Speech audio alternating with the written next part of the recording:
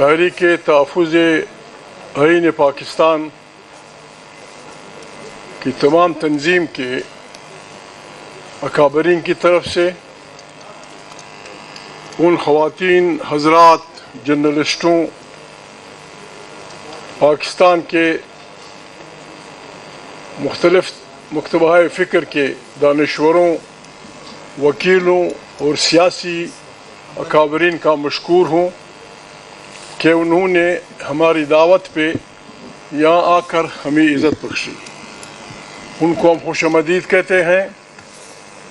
تحریک تحفظ آئین پاکستان نے یہ کانفرنس اس لیے نہیں بلائی خدا نخواستہ کہ ہم لوگوں کو گالیاں دیں، غلط ناموں سے لوگوں کو پکاریں، لیکن پاکستان کے شہریوں کی حیثیت سے یہ ہمارا حق ہے. جس انداز میں ہمارے متفق آئین پہ حملہ ہوا ہے، جس انداز میں ہمارے متفق آئین کے پرخچے اڑا دیے گئے ہیں اور بعض آئینی ماہرین کے مطابق بالکل اسے قتل کر دیا گیا ہے، ان حالات میں ہم سیاسی کارکن، وہ لوگ جنہوں نے ساری زندگیاں بیسک ہیومن رائٹس، انسانوں کے حقوق کے احترام، مختلف فرقوں کے درمیان ہم آہنگی کے لیے گزاری، اور اس خوش فہمی میں لگے رہے کہ پاکستان میں ایک آئین ہوگا، پاکستان میں غیر جانبدار الیکشن کے ذریعے انسانوں کا انتخاب ہوگا اور وہ پارلیمنٹ، وہ منتخب لوگ پاکستان کی داخلہ اور خارجہ پالیسیاں چلائیں گے. ہم پہلے بھی مشکوک تھے. میں آج پتہ نہیں کیوں دل چاہتا ہے کہ کچھ کہوں. ہم پہلے بھی مشکوک تھے کہ یہ ملک عوام کے لیے ہے یا واقعی ایک جمہوری ملک ہے، لیکن اس کی تاریخ ہم دیکھتے ہیں 75 سال میں سارا جھگڑا اس بات پہ ہے کہ کس طرح سول اتھارٹی کو کمزور کیا جائے، فارغ کیا جائے، ختم کیا جائے. آج میرے ذہن میں بالکل تو یہ سوال ہے کہ کیا یہ ملک فوج کے لیے ہے یا یہ فوج پاکستان کی ملک کے لیے ہے؟ ہم دوسرے فکر کے لوگ ہیں. دنیا کے اقوام کی فوجیں ہیں، ہماری بھی فوجیں ہونی چاہیے. دنیا کے اقوام کے بہترین انٹیلیجنس ایجنسیاں ہوتی ہیں، ہماری بھی ہونی چاہیے. لیکن ایک بات طے ہے دنیا میں کہ ہر جمہوری ملک میں طاقت کا سرچشمہ عوام کی منتخب پارلیمنٹ ہوتی ہے، وہیں پالیسیاں بنتی ہیں. دنیا میں یہ طے ہے کہ جس آدمی کے ہاتھ میں تلوار ہے، جس آدمی کے ہاتھ میں بندوق ہے، وہ سیاسی جرگے میں نہیں بیٹھے گا، اور اگر اس کو وہ ڈیوٹی پسند نہیں، بسم اللہ کر کے بندوق رکھ دے، آئیں منتخب ہو جائیں، پارلیمنٹ کا حصہ بنائیں. رئیس سے ہی امید ہماری موجودہ جو کچھ ہوا اس نے ہمیں وہ کر دیا، بالکل ہماری امیدیں ختم کر دی ہیں. جن لوگوں کو استثناء دیا گیا ہے، ایک آدمی ان میں سویلین ہے، لیکن چونکہ وہ سپریم کمانڈر ہے، اس کو اس لیے ابھی 4 لوگوں کو یا جتنے لوگوں کو استثناء ملا ہے وہ سارے فوجی ہیں. وہ جو کچھ فیصلے کریں گے، جہاں جائیں گے، خارجی اور داخلی پالیسیاں بنائیں گے. اور سب سے بری بات یہ، اب سب اس ملک کے رہنے والے ہیں، ہم تعصب پھیلانے والے لوگ نہیں ہیں. ملک کے طول و عرض میں جنگ جاری ہے. وزیرستان میں جنگ جاری ہے، چرا میں جنگ جاری ہے، خیبر میں جنگ جاری ہے، بلوچستان رو رہا ہے، دھماکے ہو رہے ہیں. کسی کے کان پہ جون تک نہیں رنگتی. جب عوام اپنی فوجوں سے لڑیں گے نتیجہ کیا ہوگا؟ نتیجہ کیا ہوگا؟ اس ملک کی بربادی ہوگی.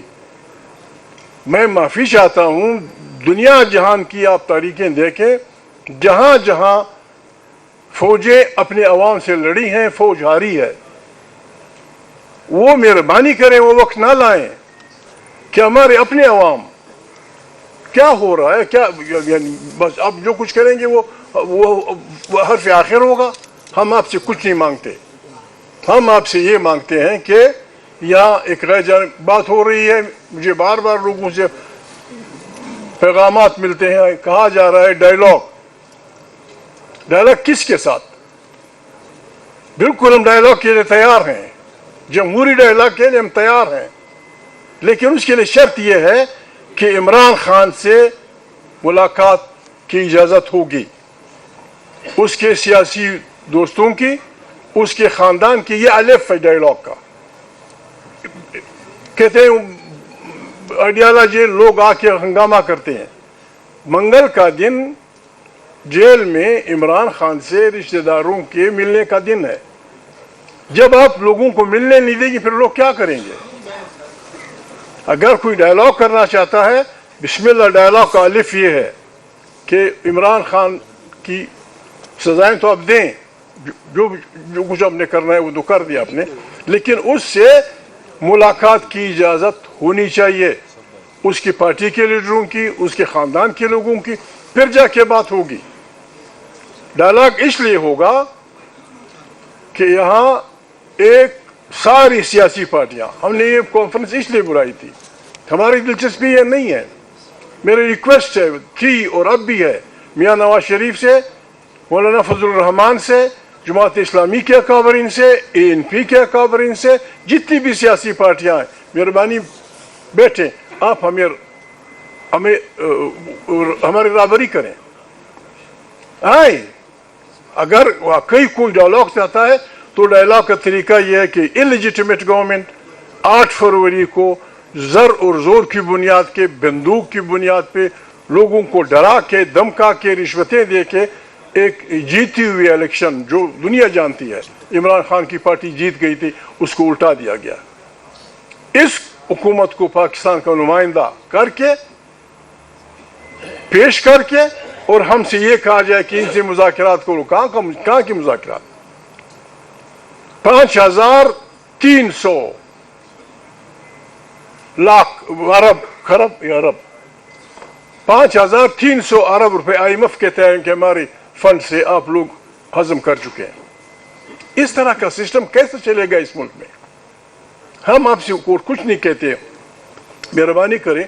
ابھی قومی وطن پارٹی کے میرے دوست نے تقریر کی، تجاویز دیں، آپ سب تجاویز دیں، یہاں یہی لوگ ہمارے ہیں، آسمان سے لوگ نہیں اتریں گے، اچھے ہیں برے ہیں، ہم یہی لوگ ہیں۔ ہم نے یہاں بیٹھ کے ایک ایسا طریقہ نکالنا ہے جس سے یہ ملک اس بحران سے نکل جائے، اور بحران کے نکلنے کا واحد طریقہ یہ ہے کہ یہاں جمہوریت ہوگی، یہاں ایک آزاد الیکشن کمیشن ہوگا، ون مین ون ووٹ ہوگا، پارلیمنٹ طاقت کا سرچشمہ ہوگی، افواج پاکستان جیسے آئین کہتا تھا ہمارا پرانا، دنیا کے آئین یہ کہتے ہیں، افواج پاکستان اور ہماری استخباراتی ایجنسیوں کا، ملٹری ہو سیول ہو، ان کا سیاست میں حصہ لینا بند ہوگا۔ ISI ہو، MI ہو، خدا کرے وہ اتنے کمپیٹنٹ ہوں کہ وہ CIA کو پیچھے چھوڑ دیں، خدا کرے وہ اتنے آگے ہوں کہ وہ موساد کو پیچھے چھوڑ دیں۔ وہ ہماری آنکھیں ہیں، وہ ہماری کان ہیں، لیکن مہربانی کریں، سیاست ان کا کام نہیں ہے، سیاست میں مداخلت نہ کریں، یہ ملک برباد ہوگا۔ یہ ملک بیٹھ رہا ہے، بالکل بیٹھ رہا ہے، ساری دنیا میں لڑائیاں جاری ہیں، کیا کر رہے ہو؟ وزیرستان کے لوگ اب سے کیا چاہتے ہیں؟ وہ کہتا ہے صرف یہ کہہ دو کہ وزیرستان کے لوگوں کا ہے، آئے ہمارے ساتھ بیٹھ کر۔ کرا کے لوگ، خیبر کے لوگ، پنجاب کے لوگ، سرائکی علاقے کے لوگ، میرے ساتھ بیٹھے ہوئے میرے بھائی اختر جان منگل، بلوچستان کے لوگ، پشتون بلوچ، آپ سے کیا چاہتے ہیں؟ اس 20ویں 21ویں 22ویں صدی میں don't take us like colonies۔ اب سارے عالم فاضل لوگ بیٹھے ہیں، یہ عالم فاضل آدمی دوسرا، یہ تیسرا، کہیں کوئی بھی ڈکشنری آپ اٹھائیں، کوئی بھی انسائکلوپیڈیا اٹھائیں، کالونی کا مطلب دیکھیں اس میں۔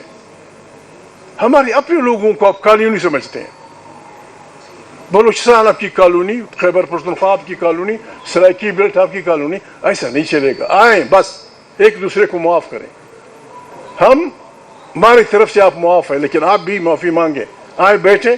میں تو اس رائے کا ہوں کہ جس طرح یہ میٹنگ ہے کہ تمام پاکستان کے اداروں کی میٹنگ بلائیں 2 دن کے لیے، جرنیل ہوں، اس میں جج ہوں، دانشور ہوں، عالم فاضل لوگ ہوں، جرنلسٹ ہوں، اور میری طرح کے دانشور ہوں، سب مل بیٹھ کے بات کریں اور پاکستان کو اس بربادی سے نکالیں۔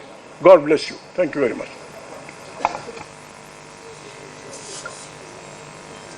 بہت شکریہ.